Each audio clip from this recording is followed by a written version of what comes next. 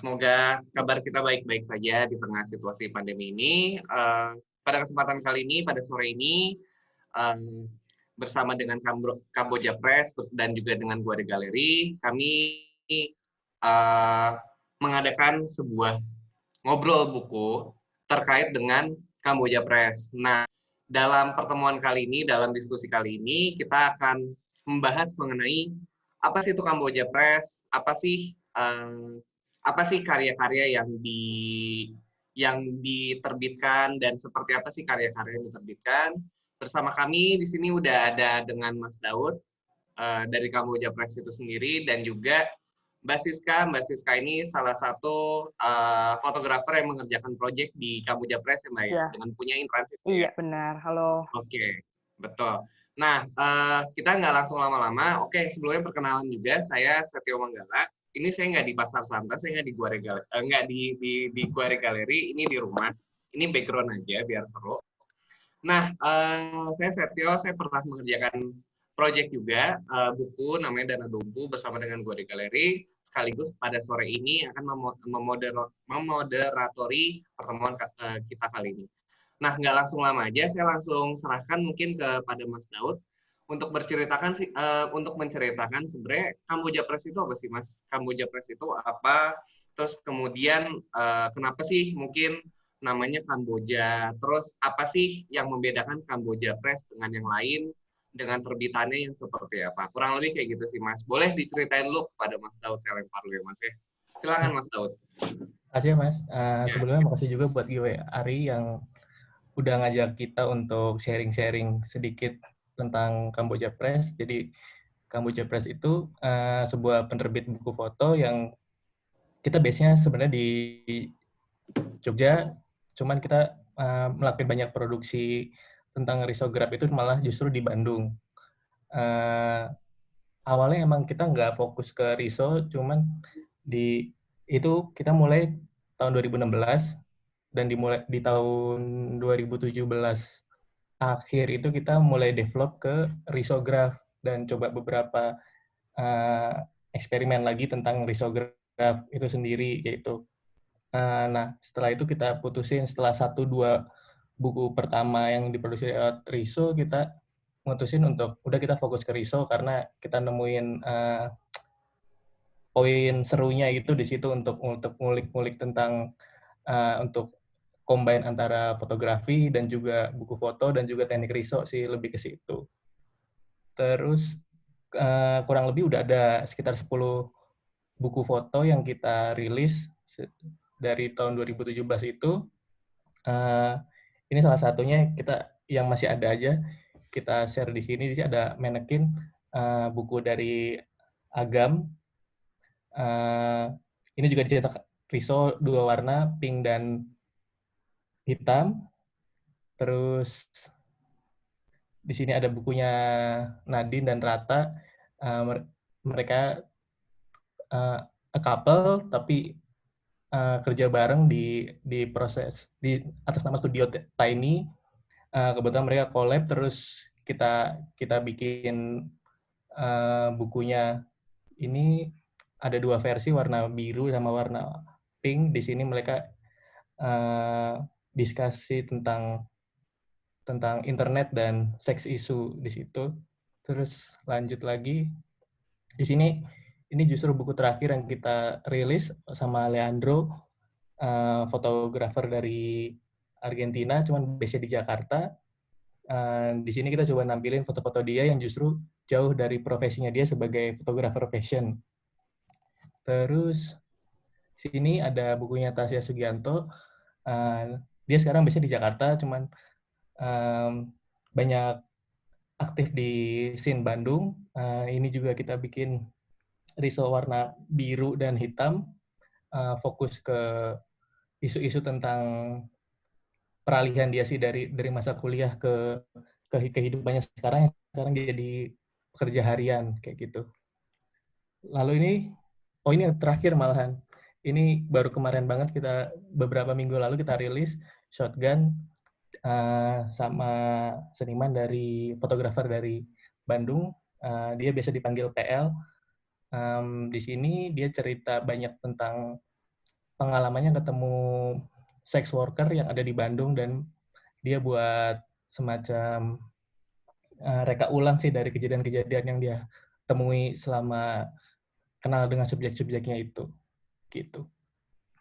Udah ya sih kayaknya. Oh iya, nah di era pandemi ini kita mengalihkan fokus yang tadinya awalnya kita fokus ke penjualan, produksi buku, melakukan workshop segala macam, kita fokus coba untuk melakukan hal-hal yang bisa relate sama keadaan sekarang, tapi juga nggak jauh dari fokusnya Kamboja Press sendiri, yaitu penerbitan buku atau karya melalui risograf.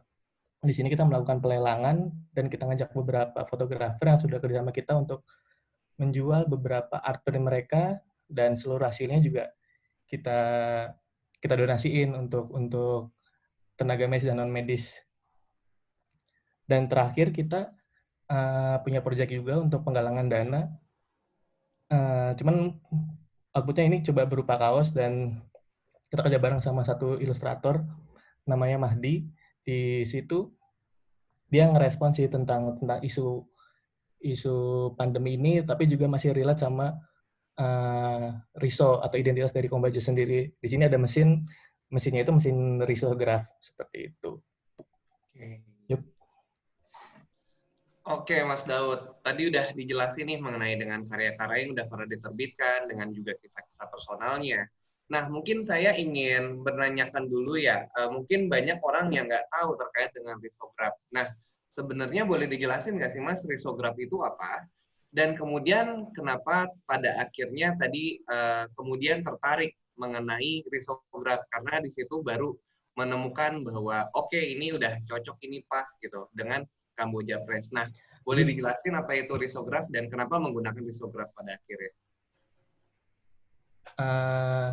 Jadi ini relate ke ini sih pengalaman individu saya. Waktu itu kebetulan tahun 2017 lagi ada project di Bangkok. Di sana saya tahu dan kenal dan belajar tentang risograf. Kebetulan ada temannya juga yang dia punya mesin. Lalu coba, emang dia lebih fokus ke ilustrasi, ke visual art kayak gitu, dan ketika saya cari-cari pun emang banyaknya risograf itu digunakan untuk di bidang seni ya, di bidang visual art lebih ke ilustrasi kayak gitu. Dan di situ saya coba bertanya ulang gitu, karena saya lebih dekat dengan fotografi kan. Akhirnya apakah ini bisa dikembangkan ke produk-produk yang sifatnya fotografis kayak gitu. Akhirnya ketika dicoba trial and error segala macam, dan sampai sekarang sih sebenarnya juga masih trial and error, karena ada formula-formula yang kadang-kadang foto seperti ini pas, seperti ini tidak pas untuk dijadikan atau dicetak riso kayak gitu. Riso sendiri sebenarnya lebih gampangnya ini ya, mesin fotokopi tapi dia punya warna kayak gitu. Jadi pergabungan antara mesin fotokopi dan teknik screen print kalau di sablon. Jadi mesin yang ada di sini, yang ada di kaos ini, itu contoh mesin riso yang dimana kita ketika nyetak satu warna, maka itu dicetak sekali seperti fotokopi kayak gitu. Tapi kalau ketika 2 kali kita melakukan cetakan itu berulang seperti kita memakai teknik sablon di t-shirt gitu, seperti ini. Jadi kurang lebih itu sih, dia pakai semacam punya master gitu, stensilnya itu, jadi setiap image yang ingin dicetak akan dibuat master otomatis dari mesinnya itu. Jadi risograf juga bisa dibilang dia perpaduan antara analog dan digital seperti itu. Oke, baik. Nah, kemudian saya ngeliat lagi nih hasil dari karya dari risograf ya. Itu nuansanya memang jauh berbeda ya dengan katakanlah digital atau offset printing ya. Terutama saya ngelihat bahwa hasilnya itu seperti melalui post production yang cukup rumit gitu, di mana gambarnya itu terlihat agak retrotikal, tapi tidak hanya berhenti di sana, tapi sifat gambarnya itu juga bersifat biitical, dalam artian banyak titik-titik juga di sananya gitu. Nah, sebenarnya apakah ada apa sih yang paling, tadi kan sudah dijelaskan juga mengenai bahwa sampai saat ini Kamboja Press itu masih trial dan error ya Mas ya.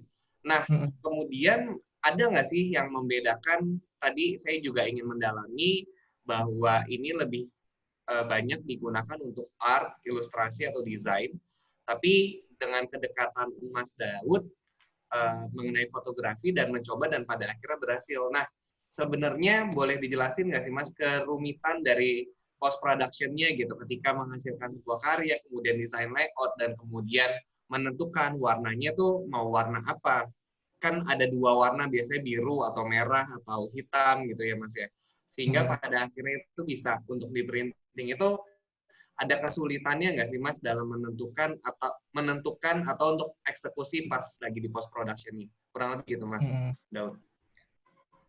Justru sulitnya mungkin ini ya, di pre-production-nya, di awal dari foto yang dengan RGB color segala macam seperti itu atau CMYK kita separasi menjadi multi channel yang sifatnya itu applicable di mesin Riso itu sendiri.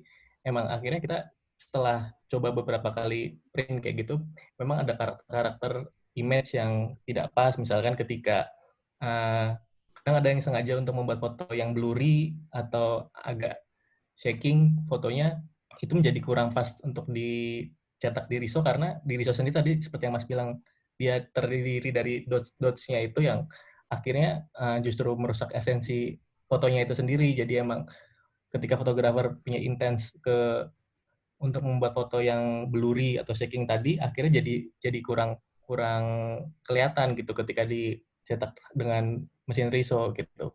Begitu pula ketika foto-foto dengan long shot atau medium shot ketika dicetak dengan ukurannya agak kecil gitu. Di situ pun jadi kurang maksimal gitu karena dots-dots tadi agak jadi sedikit mengganggu ya, atau nggak sinergi sama karakter fotonya. Jadi ketika fotonya itu long shot atau medium shot, lebih baik emang dicetak dalam area cetak yang sedikit besar seperti itu sih Mas. Jadi ngakalin fotonya ke karakter-karakter Riso itu sendiri. Atau misalkan juga kalau pembagian warna gitu, emang kita seringnya beberapa foto yang emang ingin ditampilkan warna yang mendekati warna aslinya atau foto aslinya, itu biasanya kita kombinasikan warna tinta merah dan warna tinta biru, karena itu kombinasi yang paling mendekati ke warna asli foto berwarna ya, maksudnya lebih ke situ gitu. Jadi kita emang brainstorming dulu sama fotografernya, ini arahnya mau dibuat kemana, lebih eksperimental atau ingin lebih mendekatkan warnanya seperti warna aslinya atau seperti apa. Jadi emang sebelum proyeknya itu dilakuin pasti ada diskusi dan negosiasi dulu sih Mas, lebih ke situ. Dan nanti tinggal hasilnya seperti apa kita ngikutin. Jadi dari fotografer punya intensi seperti apa, sedangkan dari Kamboja sebenarnya lebih membebaskan, cuman kita hanya kasih pertimbangan teknis risonya seperti apa kayak gitu. Oke, baik, makasih banyak Mas Daud. Berarti emang hasil karakter dari foto itu emang tidak semua foto memang cocok dalam artian yang blur atau medium atau long shot, terutama karena medium dan long shot itu ketika diperkecil kadang keterbatasan dot itu bakal mendistorsi hasil gambarnya Mas ya. Jadi kurang bisa lebih menjelaskan gambarnya seperti apa, terutama untuk yang blur. Mungkin datanya itu nggak sesuai dengan hasilnya, itu nggak sesuai dengan apa yang ingin digambarkan kurang lebih gitu Mas. Jadi emang ada kesulitan juga yang perlu dipecahkan Mas ya. Benar. Oke. Baik, kemudian saya ke Mbak Siska ya Mbak. Mbak Siska ini boleh diceritain nggak sih Mbak proyek apa yang sedang dibuat dan kemudian kenapa pada akhirnya bisa bekerja sama dengan Kamboja Press dengan karakter yang keluar dari hasil-hasil cetakannya dan juga karya-karya yang dijual cetak yang keluar dari cetakannya dan terbitannya. Boleh Mbak Siska, silakan Mbak Siska. Oke, halo, selamat sore semuanya. Makasih udah join. Jadi ini aku share screen dari bukunya. Jadi judulnya itu In Transit 23. Kalau pertama kali waktu itu sebenarnya udah kenal sama Daud dari tahun berapa ya, 2016. Ya 2015-2016. Terus sempat dikontak kayak dia tertarik nih sama foto-foto perjalanannya, mau dibikin jadi buku gak? Waktu itu sempat ragu juga karena biasanya nggak pernah memproses foto dengan risograph kayak gini. Biasanya kalau motret ya hasilnya either warna atau warna hitam putih gitu, nggak pernah yang dimacem-macemin lah istilahnya. Terus ini aku go through dulu presentasinya, nanti kalau ada yang mau nanya bisa di chat. Jadi bukunya ini sebenarnya isinya tuh perjalanan yang aku lakuin selama waktu itu lagi ulang tahun ke-23 itu tahun 2016. Jadi sempat jalan-jalan ke Belanda sama ke Praha waktu itu. Baru pertama kali juga menginjakkan kaki di belahan dunia Eropa gitu kan. Jadi buku ini berisi tentang yang bisa dibaca di layar, kayak fragmen aja memori aku selama melakukan perjalanan itu gitu. Cuma yang aku pengen sampaikan lewat buku ini adalah ini tuh sebenarnya kayak jatuhnya kayak diary aku gitu, dan nggak pernah kepikiran kayak sebelumnya foto-fotonya tuh akan dibukuin gitu. Jadi pas melakukan perjalanan itu nggak ada intensi motret untuk mau dibukukan gitu hasilnya. Jadi ya motret aja. Cuma aku tuh emang punya kebiasaan kalau tiap kali jalan-jalan tuh pasti ada notebook kecil kayak gini aku selalu bawa, terus kayak aku nulis apa aja observasi aku selama aku melakukan perjalanan itu. Dan mungkin teman-teman juga sering ngumpulin tiket-tiket bus, tiket-tiket tram, terus kayak tiket masuk ke museum. Yang kayak gini tuh selalu kumpulin, dan biasanya aku masukin ke satu map gitu. Nah, waktu Daud nanya, kira-kira ada gak nih foto-foto perjalanan yang kamu pengen, yang mungkin ada potensi untuk jadiin buku gitu. Jadi aku kepikiran, oh ya udah, ada nih konteksnya. Aku jalan-jalan waktu itu pas umur 23, jadi ibaratnya pindah dari satu kota ke kota lain di waktu yang sama gitu. Jadi udah kepikiran kayak gitu, oh ya udah deh, bisa deh nih, kayaknya lucu deh kalau ini dibukuin gitu. Karena kan biasanya kalau orang ulang tahun, aku bukan penggemar ulang tahun, jadi kayak never a big fan of birthday. Biasanya ya udah ulang tahun ya biasa aja gitu. Tapi karena momen itu waktu itu lagi jalan-jalan ke tempat yang asing, itu jadi kayak spesial untuk aku juga. Terus bukunya ini sebenarnya diawali dengan quote ini dari Alain de Botton, "What we find exotic abroad may be what we hunger for in vain at home." Jadi ini lebih yang aku rasain sih tiap kali aku menginjakan kaki ke tempat baru gitu. Ada sensasi atau kesenangan tersendiri untuk observasi hal-hal yang asing gitu buat aku. Dan ini yang emang selama ini aku motret kalau misalnya aku lagi jalan-jalan gitu. Jadi misalkan jalan-jalan bukan misalkan datengin landmarknya, cuma nggak yang foto-foto landmark itu tuh nggak kurang menarik buat aku gitu. Jadi aku lebih nyari ya hal-hal yang asing ini gitu. Jadi waktu itu sempat share sama Daud juga, ini kira-kira fotonya yang aku potret kayak gini. Ini hal-hal asing yang menurut aku eksotis ya, kayak sesimpel gampang banget punya akses ke taman gitu. Kayak kalau di sini kan susah ya, kalau mau ke taman kayak mesti naik bus dulu, naik kereta dulu, naik Gojek dulu gitu kan. Kalau di sana tuh kayak gampang aksesnya, bisa ke taman, sore-sore jalan-jalan itu tuh sangat common buat mereka, dan aku senang aja gitu bisa ngelakuin itu di sana. Hal-hal yang biasa cuma asing aja buat aku gitu, nggak biasa. Terus kayak lihat orang-orang di taman gitu, kamu mulai observe cara mereka berpakaian, terus kayak ya ada juga orang homeless di sana kayak gitu, kasih kamu perspektif baru. Terus ini favorit aku sih, kayak lebih ke warna cahaya di negara-negara di belahan Eropa tuh nggak tahu kenapa kayak mataharinya beda aja. Kayak kalau di foto tuh lebih warm warnanya, aku suka.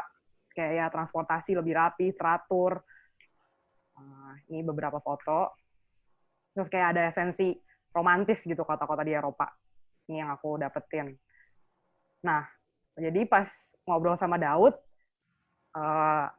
waktu itu nanya gitu kan, kira-kiranya nanti bukunya gimana ya? Kayak waktu itu sama sekali nggak ada pengalaman, nggak ada knowledge tentang photobook sama sekali gitu. Jadi kayak nanya Daud, kalau Daud ingat mungkin waktu itu nanya, ini mau diurutin berdasarkan hari ke-1, hari ke-2, hari ke-3, hari ke-4, apa gimana gitu. Terus waktu itu Daud bilang, nah, aku lihat dulu deh fotonya. Jadi aku kasih dia lumayan banyak foto-foto yang aku potret selama perjalanan itu. Terus dia mulai bilang, oke ini nanti disusunnya berdasarkan elemen gitu. Jadi kayak ini yang aku pertama tanya sebagai newbie gitu kan, kayak nggak pernah bikin buku foto segala macem. Nah, tapi buku foto itu sebenarnya ngasih kebebasan untuk pembaca, untuk orang yang megang itu untuk menginterpretasikan secara visual gitu. Ini buku apa sih? Jadi kayak bisa dimain-mainin sendiri sama editor. Di sini editornya Daud atau sama fotografernya kayak gitu untuk bangun satu flow yang nggak bergantung sama chronological order ini gitu. Ini mungkin Daud, kalau Daud mau jelasin juga kayak nanti nyari-nyari elemen ya kayak elemen rumah. Ya, Daud ya. Iya, lanjut aja. Lanjut aja, oke. Ya udah, jadi kayak ya dibangunnya kayak berdasarkan elemen-elemen yang ada di foto aku gitu. Jadi dia Daud bilang, oh ini kamu tuh banyak motret elemen-elemen yang bersangkutan dengan rumah gitu. Ini di situ. Terus kayak elemen apa lagi sih yang bisa digali dalam membangun narasi dalam buku? Ada alam juga gitu kan. Nah, tapi di sini kalau mau susunan bukunya tuh elemen-elemennya diawali dengan foto-foto bangunan gitu. Foto-foto bangunan untuk kasih lihat tempatnya, kayak bentuk-bentuk bangunan di sana tuh kayak gimana sih. Terus kayak gini, kalau kalian bisa lihat juga detail risonya tuh sangat sangat unik gitu. Jadi kayak aku nggak pernah nih ngebayangin foto aku bakal di print dengan hasil seperti ini. Dan pas lihat ini tuh jujur aja surprise dan seneng karena kayak hasilnya nggak perfect, tapi itu yang emang dicari kan kalau mau istilahnya apa ya, mau buat buku dengan teknik riso ini gitu. Terus elemen kedua commuting, transportasi. Nah, ini ada penggabungan antara tinta biru dengan tinta merah. Terus kayak di bukunya tiket-tiket yang aku simpen itu di-scan dan dikasih di layoutnya itu ditaruh bersebelahan lah ibaratnya biar orang ada konteksnya. Ya ini tramnya, ini tiketnya kayak gitu. Ini salah satu foto favorit aku karena menurut aku warnanya bagus banget. Terus kayak di belakangnya ada gedung terus saya Lekrana. Maksudnya ini berasa banget lagi di Praha gitu. Nah, terus ada elemen yang warna merah juga kayak gini. Terus ada daily life juga. Jadi komponen-komponennya tadi ada bangunan, ada daily life, ada commuting, ada daily life, foto-foto orang-orang di bus. Kayak ini foto favorit aku juga. Kayak yang lagi megang bunga itu nenek-nenek. Kayak kebayang dia lagi mau ngasih bunganya ke suaminya mungkin di rumah. Jadi kayak berasa. Sama sense of a place, jadi kayak tetap bisa kasih lihat ini tuh di mana sih gitu, bisa dengan konteks ya kalau misalkan secara yang biasa orang lakuin mau ngasih konteks tempat ya kasih lihat landmarknya gitu, landmark tempat itu apa. Kalau di Praha landmarknya Charles Bridge gitu. Nah di sini banyak konteks yang bisa diambil juga gitu, sesimpel dari graffiti di jalanan gitu kan, jadi kan bisa kasih lihat readernya. Ini kanal di Amsterdam, salah satu tempat yang paling banyak dikunjungi orang-orang gitu karena unik banget. Terus ini mungkin bagian Daud, ini udah masuk ke proses tekniknya. Kayak yang tadi dibilang ya, separasi warna. Nah, kebetulan bukunya Siska ini kita print memakai warna biru dan merah kayak gitu. Jadi kita emang separasi warnanya dulu dari foto aslinya itu dari RGB itu kita Photoshop kita buat multi channel gitu. Terus per channel itu kita ganti dengan warna hexcode dari warna-warna riso kayak gitu. Jadi kita pakai merah sama biru. Ya udah ketika kita separasi terus kita buat jadi format yang bisa diterima sama riso itu dia cuma ngebaca grayscale. Jadi semuanya awalnya emang hitam putih semua kayak gitu. Terus tapi level dan warna itu emang udah diseparasi kayak gitu. Jadi kayak ini kita cetak 2 kali gitu. Misalkan foto yang warna biru dulu kita cetak gitu, yang warna yang paling kiri. Setelah itu dicetak kita lanjut ke yang uh, warna merah. Kita ganti drumnya itu karena tinta Riso itu pakai semacam drum gitu, dan itu harus kita ganti lagi setiap ingin ganti warna. Nah, setelah merah ini selesai, nanti di percobaan awal itu foto-fotonya akan sedikit meleset karena masternya dan juga karena kertasnya itu sendiri kayak gitu. Jadi biasanya di 1-5 kali percobaan pertama fotonya akan kayak seperti foto ketiga dari kiri ini, ada sedikit-sedikit geser kayak gitu. Nah, ketika selanjutnya itu mesin akan ketemu posisi yang sempurna gitu. Dan kita juga sebenarnya manually harus ngutang-atik juga gitu. Kita harus geser ke kiri berapa senti, ke kanan berapa senti, atau malah atas bawah gitu, miringnya itu. Nah, itu yang dicari emang yang terakhir seperti ini gitu. Walaupun karakter ISO itu sendiri tidak mungkin bahkan cetakan ke-6 dan ke-7 itu punya karakter yang berbeda kayak gitu. Jadi dia inkonsisten tapi juga ya ngasih surprise juga gitu. Dan biasanya untuk mempertahankan warna stabila kita cuma nyetak 10 per 10 lembar dulu, baru lanjut lagi gitu. Karena ketika kita cetak langsung, misal kayak kita fotokopi, misal langsung 50 lembar kayak gitu. Itu nanti di tengah-tengah atau di akhir ketebalan tintanya akan berkurang seperti itu. Terus ini mungkin kayak mau ngasih lihat proses dari warnanya. Pertama di-convert ke BW ya, Daud.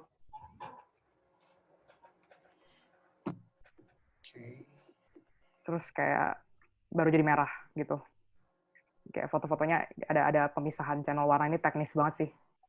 Cuma yang hasilnya kayak gitu. Terus, nah pas dari bukunya diterbitin, jadi kita sempat bikin event sama teman-teman di Pasar Santa juga, di Pos Bookshop sama Messi sama Teddy. Waktu Mada sama Daud datang dari Jogja. Jadi kita bikin acara namanya Menulis Bersama. Nah, ini menarik karena kita kan awalnya kepikirannya kita mau ngapain ini, bikin acara gitu kan ya, sama Pos. Jadi waktu itu Messi bilang kita bikin acara Menulis Bersama aja. Jadi undang readernya ini untuk memberikan interpretasi mereka terhadap foto yang ada di buku kamu gitu. Terus kayak oke, menarik juga. Jadi waktu itu kita aku sempat presentasi sebentar ke mereka, terus habis itu mereka mulai menuliskan puisi, bisa jadi puisi atau proses segala macam berdasarkan foto-foto yang mereka pilih dari buku aku gitu. Nah, ini aku bakal share salah satu hasilnya. Jadi kan tadi kan sempat ada satu slide yang kayak bilang photobook itu kasih kebebasan untuk readernya untuk menginterpretasikan apa yang ada di buku kamu. Itu terserah mereka karena nggak ada teks di setiap halamannya gitu. Teksnya cuma di artis statement doang. Nah, ini aku paling share puisi yang dihasilin sama salah satu peserta. Jadi ini dia lihat foto aku di salah satu bukunya. Kalau kalian bisa lihat di sebelah kiri itu kayak ada bapak-bapak tua berdiri duduk di taman, tapi kayak depan-depan ada banyak bunga kayak gitu. Terus ini salah satu puisi yang aku suka karena menurut aku ini unik banget gitu. Dia bisa menginterpretasikan foto ini sebagai seorang bapak-bapak yang menunggu kencannya, menunggu sang kencannya kayak gitu. Kalian mau lihat, aku hold dulu.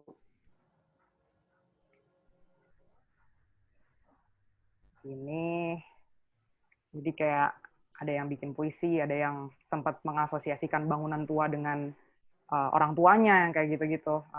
Menarik. Ini aku next ya. Nah, terus dari acara Menulis Bersama itu, ini di akhir tahun 2018, dia yakin bikin sama industri Makeup Jakarta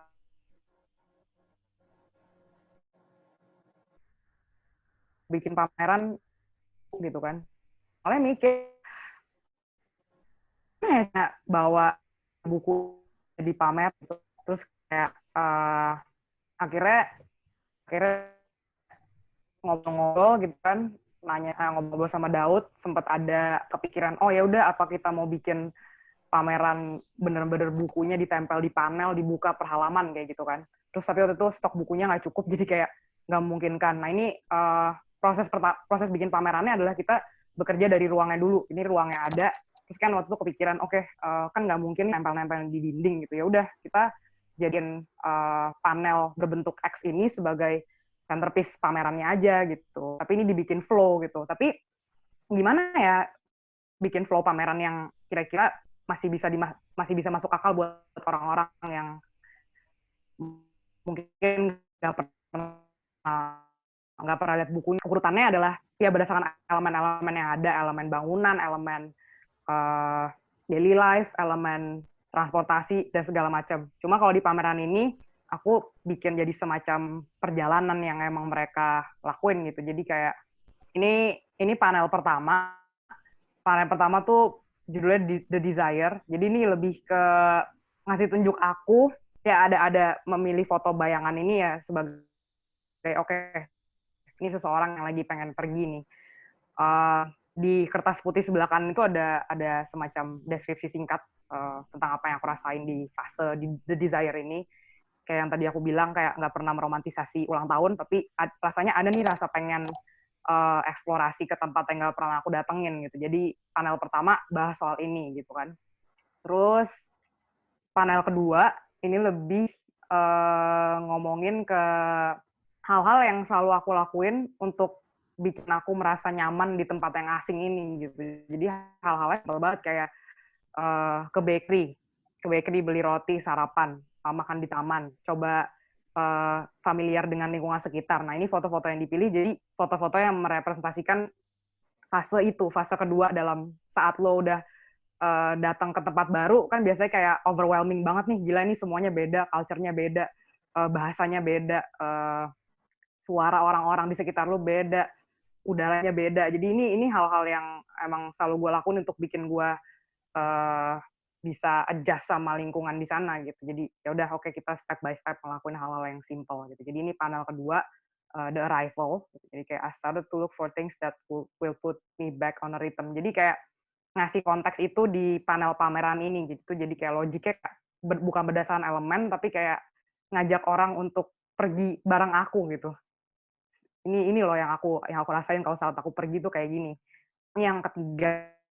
Nah ini personal sih. Jadi kan tadi aku sempat bilang kayak Kota Praha itu romantis gitu kan. Nah, jadi pas ngasih lihat Daud foto-fotonya, kayak ini Daud juga yang bantu milihin foto dan layout di panelnya. Kayak baru nyadar, gila ini banyak banget ya. Gue foto pasangan, gue foto bunga, gue foto. Maksudnya elemen-elemen itu tuh ada gitu. Jadi kayak ini yang gue ngerasa ini klisenya kota-kota ini buat gue tuh itu loh, itu kota-kota yang romantis gitu. Jadi kayak banyak di panel ini ya elemennya mau nyampein itu gitu. Kayak ini kesannya Kota Praha dan Kota Amsterdam buat gua gitu. Ini this is what I get from being there gitu.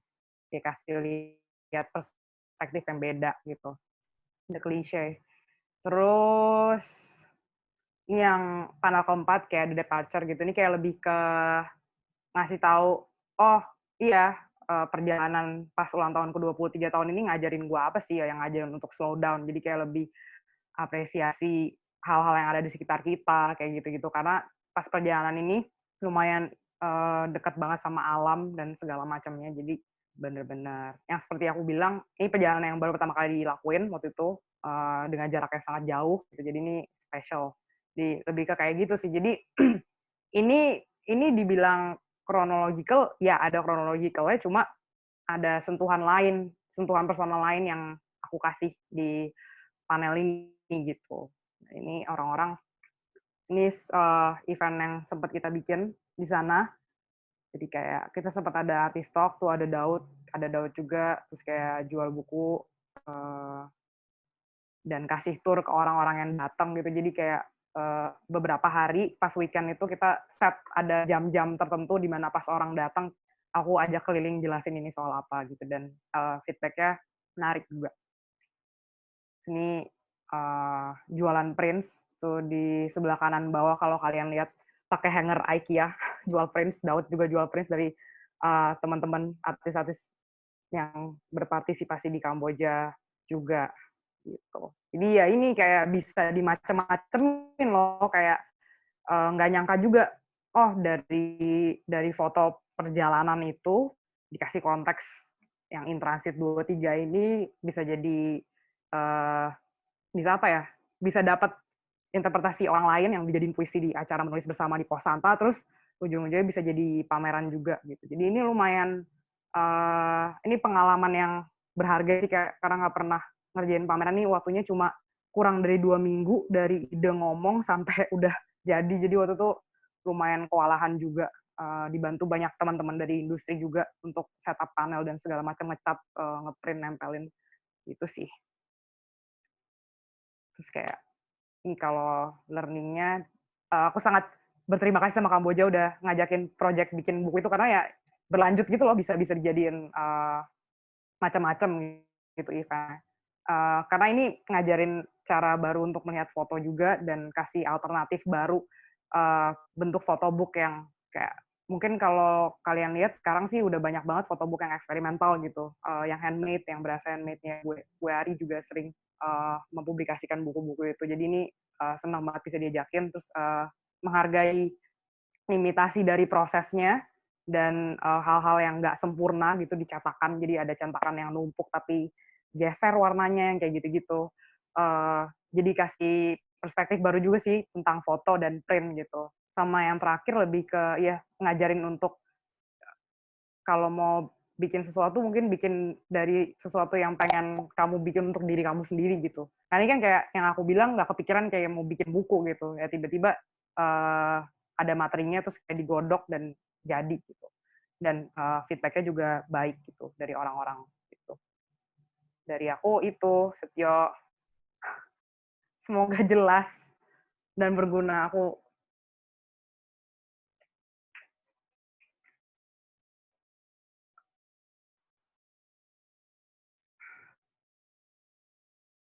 Suara saya ke-mute. Halo, ya. Oke, makasih banyak buat Mbak Siska.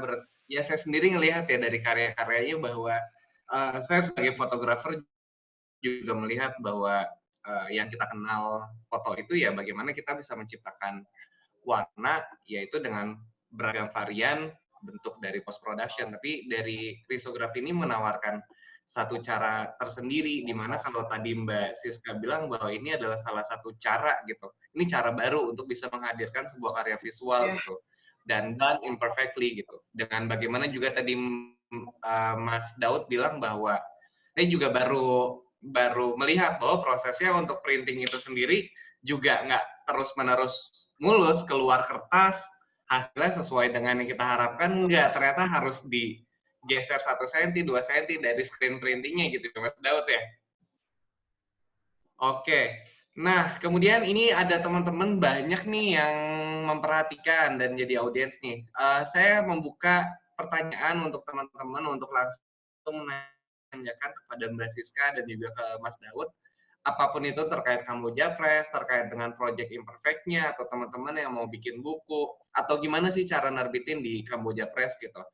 Nah, tadi sebenarnya sih udah ada Karen yang udah nanya terkait sebenarnya tema-tema apa sih yang sebenarnya disukai atau akan diterbitkan oleh Kamboja Press sendiri. Nah, tadi kan pertanyaannya meskipun sudah dijawab via chat, tapi boleh nggak dijelasin sekali lagi oleh Mas Daud terkait dengan tema-tema apa sih yang bakal bisa diangkat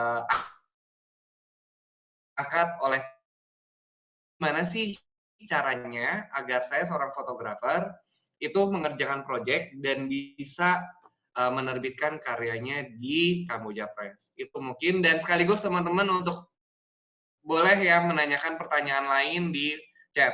Oke, dipersilakan Mas Daud. Tadi kayak yang udah dijelasin di chat tadi ya, intinya sih sebenarnya kita terbuka sama banyak hal, terbuka sama banyak isu-isu segala macam, tidak ada batasan. Walaupun kalau kayak kita dari yang buku pertama itu kita ya cuma karena itu teman kami, terus kita ajak karena dia bisa, menurut kami dia punya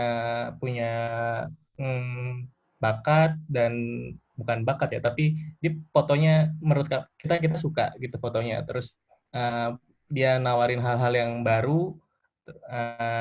Kebetulan dia hanya foto memakai kamera handphone karena kebetulan tidak punya kamera, dia suka fotografi dan foto-fotonya menarik gitu. Mengangkat foto-foto mungkin sudut-sudut yang familiar buat saya, tapi dia foto dengan gaya yang menurut kami oke, kayak gitu. Terus ya udah kita angkat itu dengan membahas isu tentang perannya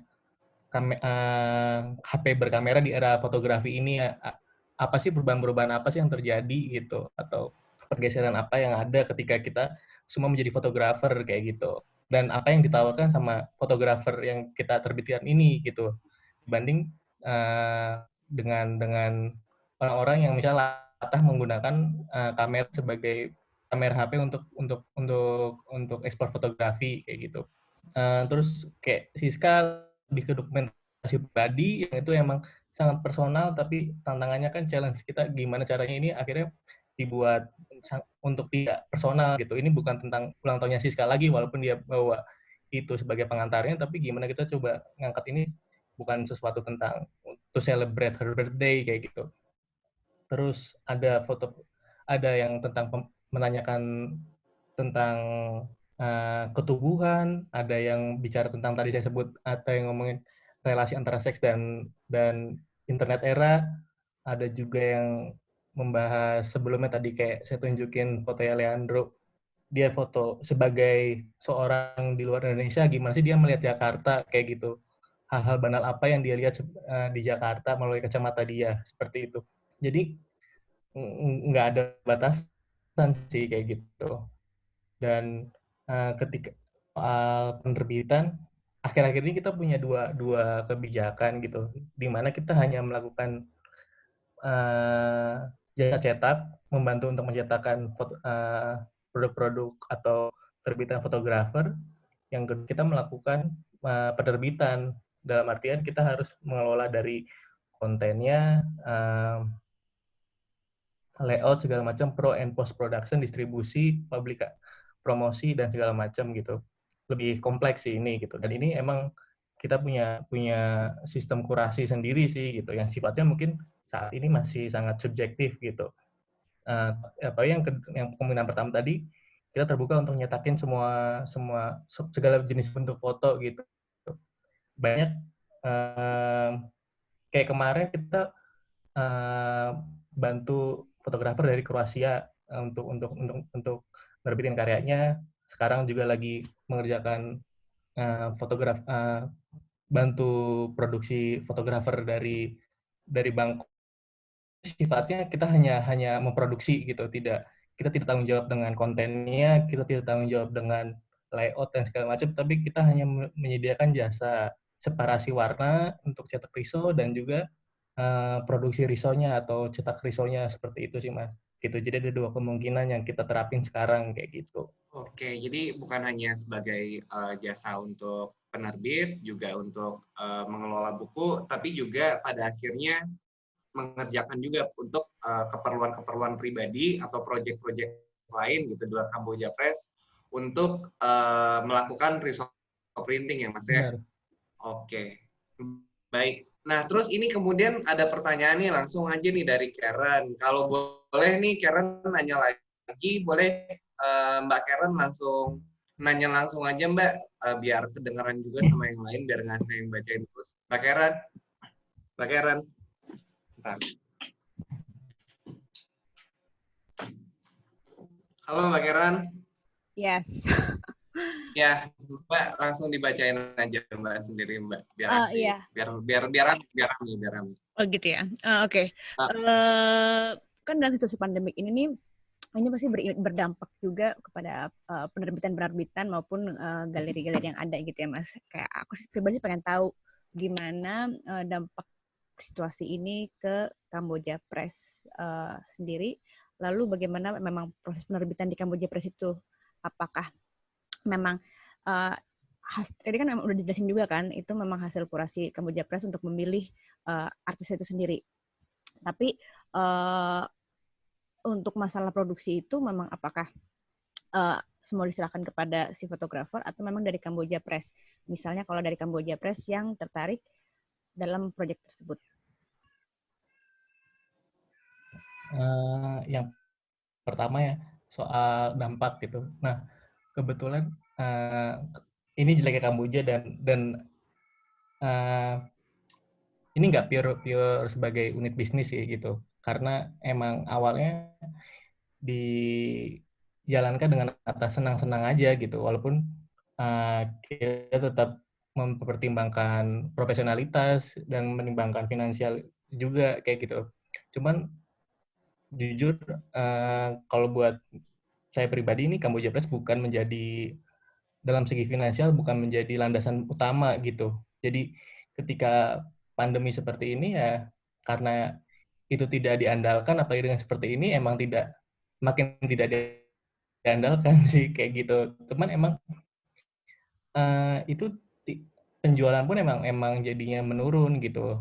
Dan kita juga melakukan distribusi ke beberapa tempat lagi ke distributor, melakukan konsinyasi dan sejauh ini juga yang kita tangkap semua juga mengalami penurunan gitu. Dan makanya tadi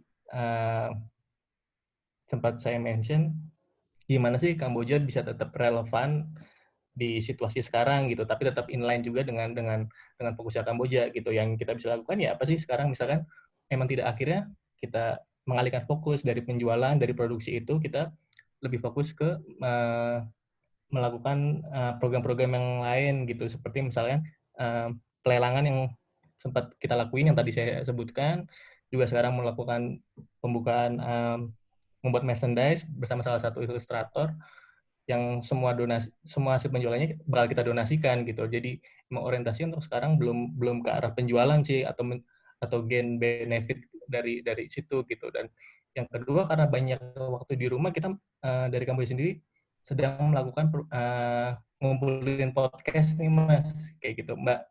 Jadi kita kemarin sempat sama Siska juga kebetulan, terus sebelumnya kita juga ada beberapa stok obrolan dengan beberapa penggiat fotografi gitu yang nantinya akan kita rilis secara bertahap dan itu poin kita ya itu akhirnya bisa didengarkan sama teman-teman yang mungkin sekarang ada waktu luang gitu untuk mendengarkan juga di rumah kayak gitu. Jadi poinnya emang gimana lebih relevan aja sama kondisi sekarang dan sedikit mengesampingkan bisnis tadi kayak gitu. Dan soal back to business tadi kayak ngasalahin soal modal produksi segala macam seperti yang kita bilang tadi, skenario kedua itu adalah kita yang memproduksi, kita in charge dari pre sampai post production dan semua biaya produksi itu kita yang tanggung dan kita melakukan sharing profit ke fotografer dan itu sifatnya konfidensial dan menurut kami itu berbeda-beda gitu karena ada satu skema yang kita tawarkan ke fotografer pertama dianggap mereka setuju, tapi ketika kita propose itu ke fotografer lain dianggap kurang sesuai nih. Akhirnya kita coba negosiasi lagi segala macam dan kita cukup terbuka sih gitu. Kerjasama apa yang akan dilakukan, bahkan ada yang tidak menerima kompensasi berupa uang, tapi dia minta berapa eksemplar dari hasil produksinya itu. Misalkan kita produksi 100, let's say, dia minta misalkan sekitar 40 buku untuk dia semuanya kayak gitu. Ada juga skema-skema seperti itu, jadi nggak selalu semua kompensasinya berupa uang malahan seperti itu. Gitu, Mbak. Oke, Mbak Karen ada pertanyaan lagi, Mbak? Oke, cukup dari Mbak Karen ya. Nah, berarti kalau selama pandemi ini lebih banyak membuat podcast dan juga membuat gerakan solidaritas ya Mas ya? Nah, namun ada nggak sih Mas proyek yang sekarang tengah dikerjakan mumpung lagi banyak waktu di rumah, kemudian kemarin sebelum pandemi mungkin ada sebuah proyek gitu, apakah ada sebuah proyek yang akan dikerjakan ke depan terkait dengan pengembangan mengenai resource printing atau dengan Kamboja Press sendiri gitu, atau ke depan setelah pandemi ini apa sih yang ingin coba langsung dikejar sama Kamboja Press? Buku terakhir yang kita terbitin itu kayaknya pas minggu-minggu awal atau minggu kedua dari ini ya, dari masa-masa swakarantina itu kayak nanggung, terus saya coba tanya juga ke fotografernya, dilanjut aja atau gimana, dia bilang dilanjut, akhirnya kita rilis tuh di masa-masa swakarantina itu gitu. Dan sebenarnya ada 2 buku juga sekarang, yang satu tahapnya udah jalan sih, karena tinggal nunggu finishing terakhir aja, dan itu tidak karena finishing itu request dari fotografernya agak khusus, akhirnya kita lempar juga gitu, karena kita keterbatasan alat juga, kita lempar juga ke pihak lain tuh untuk mengerjakan itu, dan sekarang masih proses finishingnya gitu. Dan ada satu buku lagi yang emang karena banyak waktu tadi di rumah, bisa kita gunakan untuk eksplorasi desainnya aja sih, ke layoutnya seperti apa, separasi fotonya seperti apa, kayak gitu. Dan untuk dalam waktu dekat sebenarnya kita juga ada mau rilis satu produk lagi, tapi bukan buku. Cuman itu juga sedang kita pertimbangkan karena efeknya tadi sih. Jadi ada beberapa toko kertas yang justru sekarang tutup dan bahkan susah untuk restock jenis-jenis kertas yang kita pakai gitu, karena situasi yang sekarang gitu. Jadi kita juga tergantung sama mereka nih, kalau ketika mereka nggak bisa menyediakan dalam waktu dekat, ya terpaksa kita cancel sih kayak gitu, kita batalin project itu, karena emang sifatnya karena hari raya juga gitu, kita pengen celebrate sesuatu yang relate sama hari raya ini, tapi juga inline sama produk atau fokus kita di risograf kayak gitu. Selebihnya kalau untuk ke depan kita juga belum tahu ya mau ngapain, cuman ada beberapa acara sih yang sebenarnya ditunggu dan pengen diikutin gitu. Sebenarnya ya acara-acara offline itu sih gitu, dimana kita bisa ketemu, bisa ngobrol langsung gitu ya. Walaupun di sini kita juga bisa ketemu dan ngobrol, tapi pasti ada sensasi-sensasi lain ketika kita emang berjualan langsung, ketemu dengan customer, mereka tanya ini buatnya seperti apa segala macam gitu. Dan kita cukup nungguin ini sih, Jakarta Art Book Fair juga, yang kemungkinan juga emang diundur karena sebenarnya di desain awalnya pengen diadakan di bulan April gitu. Cuman sekarang ini besok udah akhir April kan, dan nggak mungkin dilaksanain dalam waktu dekat, mungkin dan diundur. Dan ada satu acara lagi di Bangkok itu yang nanti akan dibuat platformnya lebih ke online sih akhirnya. Mereka shift dari acara Art Book Fair yang konvensional yang off air itu, yang off air akhirnya diubah menjadi online seperti itu. Acaranya bulan September. September ya Mas ya? Oke. Nah, Mbak Karen, saya mau nanya juga ke Mbak Siska, boleh sekalian di-unmute ya. Nah, ke Mbak Siska saya mau nanya, Mbak, di sini kan mungkin banyak teman-teman yang mendengarkan kita ini adalah banyak fotografer gitu. Dan mungkin sedang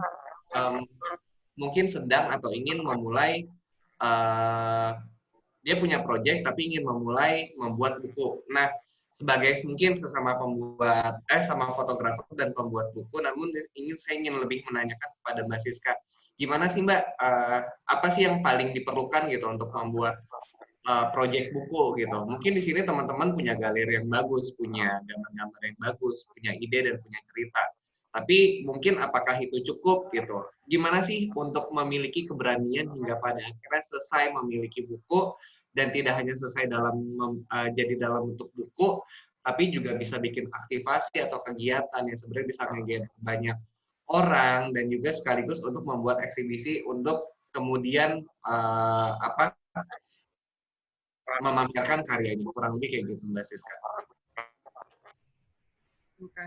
Makasih Mas Setio pertanyaannya. Aku coba jawab ya. Kalau misalkan kayak gimana kayak bisa hasilin buku apa segala macam, kayak sebenarnya kalau mau udah ada kepikiran pengen bikin ide buku, dilakuin aja. Soalnya kayak kalau kebanyakan mikir kayak ujung-ujungnya nggak bakal jadi.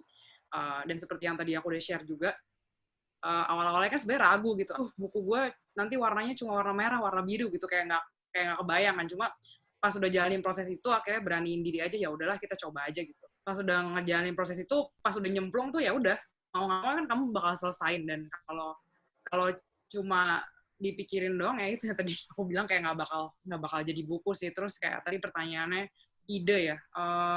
Kalau ide sih balik lagi ke kitanya sendiri. Cuma kalau misalnya kayak lagi di masa-masa seperti ini kan, cerita-cerita yang deket kan ada di rumah gitu. Mungkin kalau mau bikin project bisa dimulai dari situ gitu, kayak observasi kamu terhadap rumah kamu atau hubungan kamu dengan orang-orang di rumah saat masa pandemi atau gimana. Tapi kalau mau ngomongin mau bikin project yang mau dibukuin, kebanyakan buku-buku foto favorit aku tuh kebanyakan yang sangat personal gitu. Jadi kayak ada satu buku dari fotografer namanya Saliman, kalau kalian tahu. Dia foto, ada satu series namanya Immediate Family, dia foto anak-anaknya gitu. Dia foto anak-anaknya dia tinggal di Virginia, jadi bukan di kota besar, foto anak-anaknya main di sungai, segala macam. Jadi sangat personal gitu, itu kayak album foto dia. Terus kayak ada Nan Goldin juga bukunya yang motretin teman-temannya yang kayak gitu loh. Jadi mungkin bisa dimulai dari situ juga, dari orang-orang terdekat kamu gitu. Nah, tapi yang paling penting sebenarnya ngasih konteksnya juga sih, biar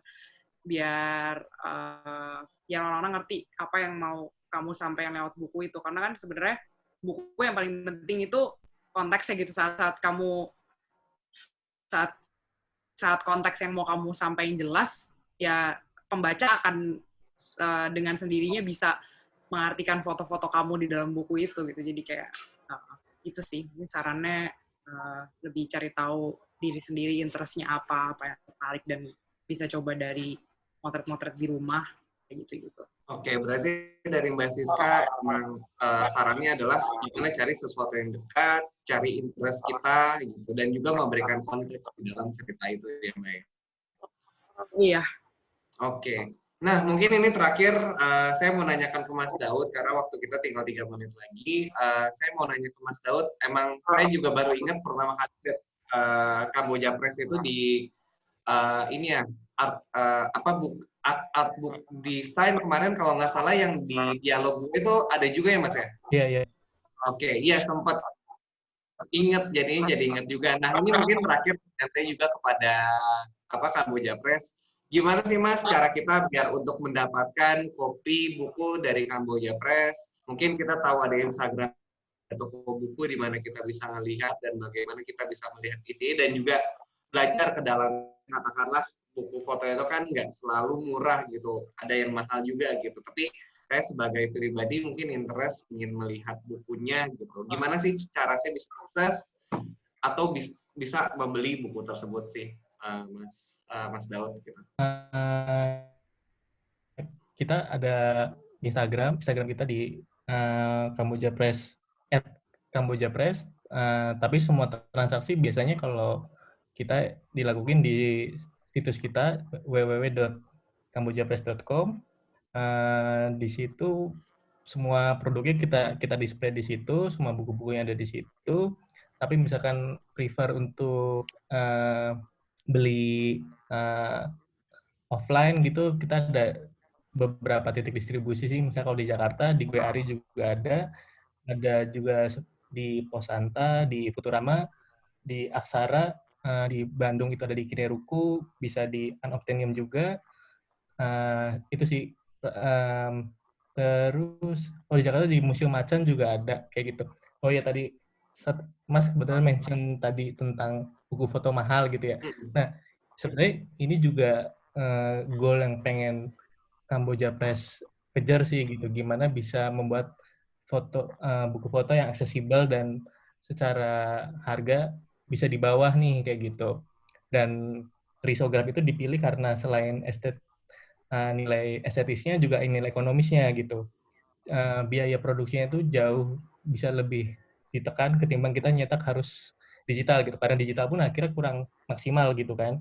Kita harus ngejar ke offset nih gitu. Sedangkan offset pun beberapa fotografer itu juga belum tentu pede dalam tanda kutip untuk nyetak dengan jumlah sebesar itu gitu. Ketika offset misalkan let's say 300, 500 gitu. Butuh keberanian dari segi finansial dan juga mungkin secara psikis juga ya kayak gitu. Kita bisa nggak sih gitu. Dan jangka panjangnya distribusinya seperti apa, penjualannya seperti apa gitu. Karena itu mungkin angka yang tidak sedikit buat teman-teman fotografer yang emang kita ajak notabene dia ini sih bukan established fotografer seperti itu. Dan itu dia makanya kita coba tekan harga sedemikian rupa, dan kita juga terbuka ke fotografer, kita kasih tahu biaya produksi berapa yang ingin kita jual gitu, berapa eksemplar, berapa nilai yang pengen kita atau margin profit yang mau kita ambil seberapa gitu, itu kita sangat terbuka dengan fotografernya itu sendiri gitu. Seperti itu sih Mas. Jadi emang kita coba gimana untuk menekan harga. Jadi ada juga tuh fotografer yang akhirnya numpukin ngirim banyak banget foto gitu, yang kayak berapa ratus foto gitu, terus kita kayak tahu sih ini bakalan membengkak secara biaya, dan secara konten juga akhirnya belum tentu oke, dan secara finansial juga, secara biaya produksi juga pasti bakalan tinggi, dan nilai dan harga jualnya juga nanti lebih tinggi lagi seperti itu. Kita mempertimbangkan itu, dan emang goal kita gimana buat buku foto yang murah meriah sih, seperti itu. Oke, murah meriah tapi estetis ya, estetis dan nuansanya beda. Oke, oke, baik. Ini kita udah sampai 5:30, jadi saya menutup juga perjumpaan kita pada sore hari ini. Saya mengucapkan terima kasih banyak buat Mas Daud dari Kamboja Press dan juga Mbak Siska. Terima kasih. Juga dari fotografer yang mengerjakan di Kamboja Press sudah berbagi pada sore ini mengenai pekerjaannya terkait dengan risograph printing, dan juga terima kasih juga buat Mbak Karen dan juga Bang Ari di sini yang udah bekerja sama dengan Kamboja Press, udah konsisten lah membuat ngobrol buku foto itu setiap minggunya gitu. Jadi terima kasih banyak, dan juga ini buat teman-teman lain mungkin yang melihat dan juga lebih dulu pergi dan masih bertahan. Mungkin teman-teman di sini ada yang ingin mencoba untuk membuat buku dengan gayanya sendiri, bisalah untuk mengontak kepada gue Ari atau enggak di Kamboja Press. Di sini juga kita menawarkan beragam varian gitu, style dan gaya gitu buat teman-teman gitu yang ingin membuat buku dan juga ingin dibantu gitu, difasilitasi untuk pembuatan buku, sehingga kita nggak sendirian gitu untuk mengerjakan ini semua gitu. Nah, paling itu dulu dari saya menutup perjumpaan kita pada sore ini. Mungkin ada yang nyari gorengan sama bikin teh panas untuk buka puasa. Mungkin kita disegerakan dulu. Kita tutup perjumpaan sore hari ini. Jadi terima kasih banyak buat semuanya, Mas Daud, Mbak Siska, dan juga Mbak Karen. Oke, sampai jumpa lagi semuanya. Buat yang udah dengerin. Terima kasih. Selamat buka puasa. Dadah. Dadah, selamat berbuka puasa. Stay safe semuanya, stay safe. Selamat buka.